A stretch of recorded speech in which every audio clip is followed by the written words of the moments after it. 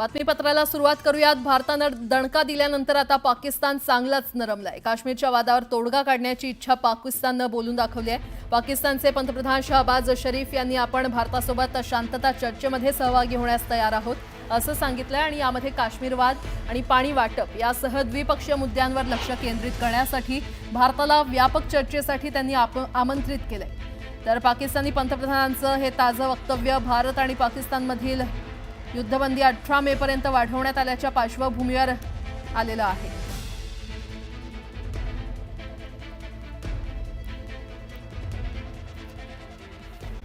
पहलगाम हल्ला आणि नंतर ऑपरेशन सिंदूरमुळे भारत पाकिस्तानमध्ये निर्माण झालेल्या तणावाची परिस्थिती सध्या तात्पुरत्या युद्धविरामामुळे नियंत्रणात आहे। पण हा युद्धविराम केवळ रविवार 18 मे पर्यंतच लागू असल्याचं विधान पाकिस्तानचे उपपंतप्रधान इशाक दार यांनी म्हटलेलं आहे। त्यामुळे आता त्यांच्या या विधानामुळे नव्या वादाला तोंड फुटण्याची शक्यता आहे। विशेष म्हणजे त्यांच्या या दाव्यावर भारताकडून अद्याप कुठलीही प्रतिक्रिया आलेली नाहीये। डीजीएमओच्या संभाषणादरम्यान युद्धबंदी 12 मे पर्यंत वाढवण्यात आली। 12 मे रोजी डीजीएमओ पुन्हा बोलले तेव्हा युद्धबंदी 14 मे पर्यंत वाढवण्यात आली। तर 14 मे रोजी पुढील चर्चेमुळे युद्धबंदी 18 मे पर्यंत वाढवण्यात आली असं यावेळी दार यांनी पाकिस्तानच्या वरिष्ठ सभागृहामध्ये सांगितलं।